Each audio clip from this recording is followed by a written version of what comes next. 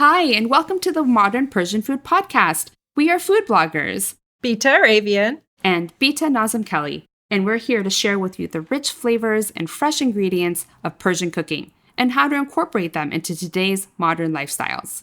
We're excited to introduce you to the flavors, tastes, and techniques we use, and also our own cultural stories and perspectives growing up in the U.S. in a Persian family. Thank you for joining us. Welcome to episode 80 of the Modern Persian Food podcast. This is Bita Nazem Kelley. I'm here with Bita Arabian, and we are ready to talk to you guys about springtime. The seasons has already changed. We have passed into our new year, and we are really embracing the spring and reflecting a little bit about some of the springtime occasions, specifically like Easter, and also growing up in a Persian family in the United States and how we felt about all of that. So, Bita, I thought that this might be a good opportunity for us to kind of like share some of the experience we have with Easter and also talk about some of our favorite ways to celebrate Easter. And you know, that always involves food of some sort for us. So let's get into it and talk a little bit about this springtime holiday and springtime in general. Let's do it.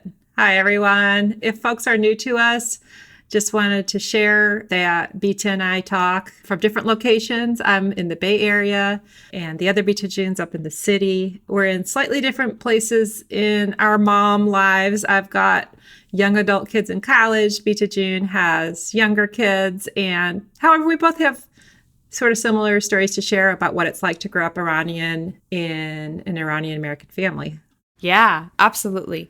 When I think about Easter, like I didn't traditionally grow up celebrating Easter per se. You know, I grew up in like Northern California and there were Easter type events, but it wasn't necessarily something that my family directly like hosted or celebrated in our home. But, you know, like Easter egg hunts and also like friends events and things like that is really kind of my experience with Easter when I was younger. But I always am looking for an occasion to celebrate. So when I got older, I started having kind of Easter type events. First, it was like in different restaurants, just gathering a bunch of people together to kind of celebrate the occasion. And then I eventually ended up having more events that I would host in my own home with friends and family. And there are a couple key things that I would like always love to eat and I always associate with springtime and Easter. But it was something that I grew to start celebrating and participating in later in my life, as opposed to growing up with it all the time. Gotcha. Yeah, and you're such a hostess. I feel like a hostess with the mostest up Woo-hoo! there. Not sure about that, but I do love just being surrounded by people and feeding them. So it's always fun for me to invite people into my home or coordinate an event so that everyone can be together. Yeah, and I think that probably comes from your heritage too. It's very Persian to want to welcome people into your home and to feed them. Eat more culture. Exactly. Yeah, I mean, I'm with you. I think we really started to celebrate Easter more when we had kids, and especially when they were young. Like, we just wanted to participate in all the fun things that are spring. And so I just have fond memories. We do Easter egg hunts in the backyard, in parks. We do like the big events. We'd paint eggs. In our family, we did Easter things in the morning is how we would celebrate. And we were fortunate to have both sets of grandparents nearby. Really, really, I think makes for a very rich life for my girls. It's something I didn't have.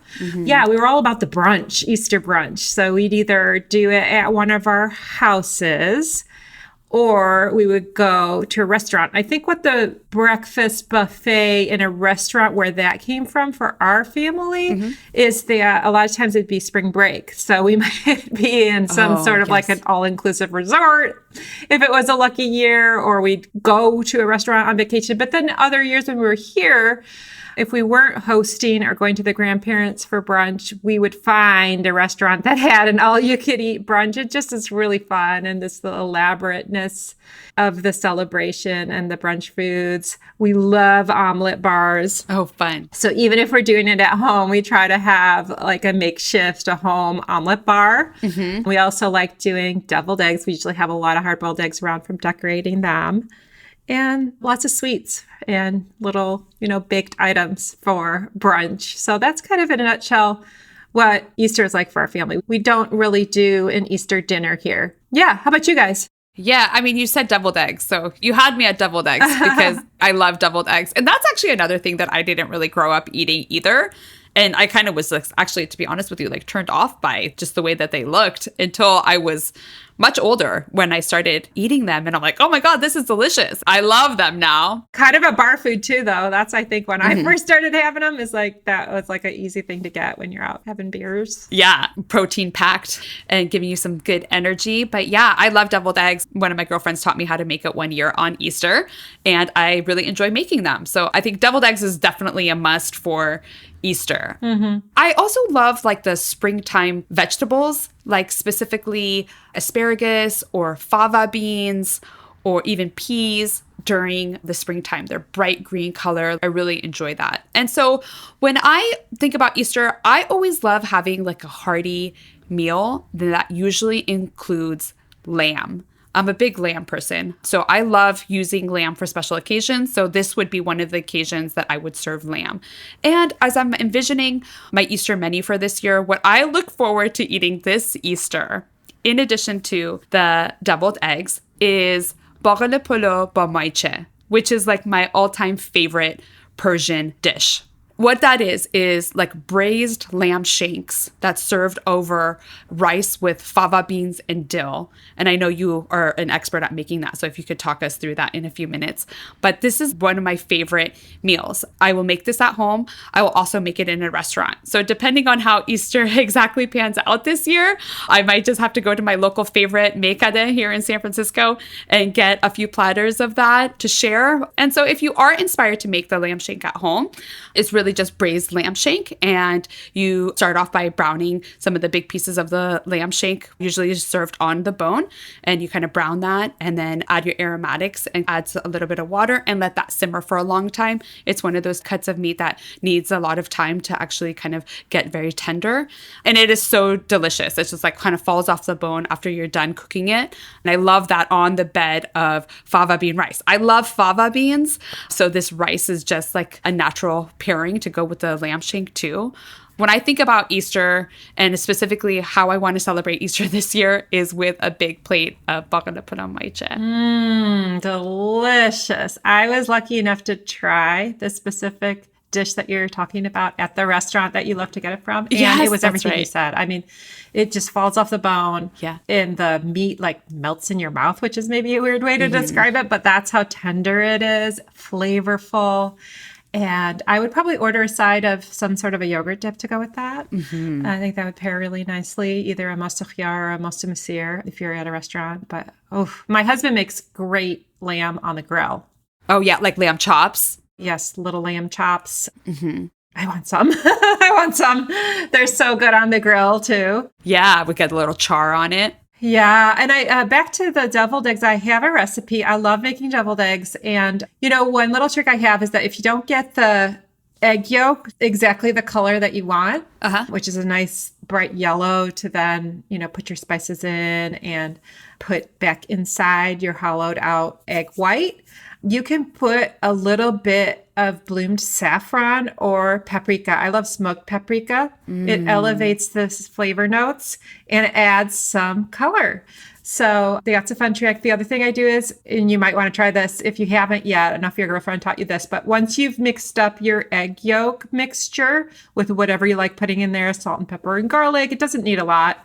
Put it into a little sandwich bag and then snip the corner of your sandwich bag and squeeze it out like frosting. And you can make it in a beautiful swirly design, and then take some little cooking shears and chop up some chives and decorate it, and then sprinkle some paprika on top. Delicious. Yeah, it turns into like a little piping bag and you have a little bit more control over making the presentation. Yeah, is that how you do it too? Yeah, I do use that. Although sometimes I'll just use it with like the spoon, like 2 spoons, and try to put little dollops inside of the egg whites. But yeah, if I do have the time to put it in a little bag, it makes it a lot easier. On that note, a friend made it one time and she actually threw all the ingredients into the zip top bag itself, all the egg yolks and stuff like that, and she just smushed it around in the plastic bag. So then she kind of saved time by not washing one more dish. But that's smart. That was kind of like an easy way to do it as well. Maybe you'd use a big freezer bag, put it all in there. That's smart. Yeah, I love adding celery to mine too. Ooh, a little crunch. Yeah, and a little bit of pickle juice and pickles. Oh, too. Really? Yeah. I've never put pickle juice in there. So vinegar, so it gets a little zing. Uh-huh. I put pickles and then I put like a tablespoon or two of the pickle juice too. Oh, your deviled eggs have crunch. Yeah, I like it with a little bit of crunch. I like it with a little bit of a texture. Almost like a salad olivier essence. I know. I've actually thought about making salad olivier and like topping the eggs with the salad olivier mixture. That's so interesting. You got my wheels turning right now. If you skip the potato, it might be easier to fill the egg white with the salad olivier filling. You're so smart. Yeah, or just do the potato like small. That sounds good. So, okay, so we'll have to report back on that recipe specifically. Yeah. But tell us about your Baghali Polo, because I love, like, fava beans are just like such a favorite, and usually they're in season for such a short time. I actually remember like growing up when one of the international markets would actually bring fava beans for like the 1 week out of the whole year. All the Persians were there getting it like by the box full. Like you don't get like a bag of fava beans, you get like a box of fava beans. Yeah. And then it's like a big ordeal of like sorting it and peeling it and stuff like that. And then it's always delicious food. So tell us about the Baghali Polo portion and how to make that. Sure. Yeah, absolutely. I have two memories. So the one that you just shared and fava beans, as you described in the pod, the big fava beans in the pod that are in the markets are in season like now, right? From March through May, they're in season, but maybe even like a shorter period where they're like really good. And most of the time that's when you buy it in the bag and then you bring it home and you steam it and you could just snack on it, peel it and snack on it. So it's a layered rice dish. When my girls were younger, there was a science class called Garden and we got to grow fava beans. And let me tell you, every kid ate the Baghali Polo that we made from the fava beans that they grew. I love it. So if you have kids, get a garden. It is such a great thing for them to tend to something and watch it grow and then to pick it and use it in a food. They'll taste it and they'll love it. It's really cool to watch. Yeah, sounds fun. So because fava beans, if you haven't had them, they're, so nutritious. Put that right top line, full of protein, fiber, micronutrients, vitamin B, iron, you name it. They're so good for you. Wow. However, maybe get used to the taste. I think they taste better than a lima bean, but they kind of look like large lima beans. Yeah. And they can be a challenge to find for this recipe. So I have some easy substitutes. But if you are looking for a more traditional, you can sometimes find fava beans already shelled, frozen in the Middle Eastern market. My most common substitute, the way that I make it, actually just with green peas. I like it. It's a little bit sweet. It still has the green flavor, but Baghali Polo to me is essentially like sabzi polo that we have for Persian New Year, which is herb rice made with dill. However, it usually has the fava beans and sometimes a little bit of garlic, salt, pepper, and saffron. I like to use saffron down on the tahdig. And it's really delicious. Another substitute, if you don't want to use green peas because it does change the flavor, you could try it with edamame. Edamame is a sort of similar shape and look. Again, the flavor will be slightly different. So 3 substitutes if you can't find fava beans include green peas, lima beans, edamame. And basically how you make it, you just parboil the rice, you put the oil down in the pan, in your pot, and you layer rice, you layer dill, you layer fava beans or whatever, pea, and then you just keep going with the layers until you get to the top. Put your steam holes, put your dam koni or your cloth over the lid of the pot and cook it like a layered rice. And it's a great rice if you want to try to go for tahdig on. And that's about it. That's my 2 cents on it. There are some shortcuts and things you can try with dill. You can use dry dill. You can use fresh. I've used freeze-dried dill. Do you have any notes on making it? Yeah, I think that it's one of the herb rices that you kind of need more herbs than you think you do. I always feel like I could have always had more dill or more herbs when I cook it myself. But I think it's just such a beautiful springtime dish. It's like super beautiful. You could, we're talking about pairing it with lamb here, but you can really pair it with any other protein that you want to. I think the other day when we had the other Bita on the show, she was talking about how she had made it with fish. So the options are endless on what you can pair it with. But I do think that it's just a beautiful springtime dish to share with your friends and family and to make yourself. Or, to be honest with you, if you're lucky enough to have a Persian restaurant nearby, Baghali Polo is usually an option that several restaurants have on their menus. So support your local Persian restaurant, and you can always get these foods ready made. I think what we're trying to express here is just bringing Persian flavors into your house and into your home, and using opportunities like Easter or other occasions to blend the cultures in a way that makes you feel good. Yeah.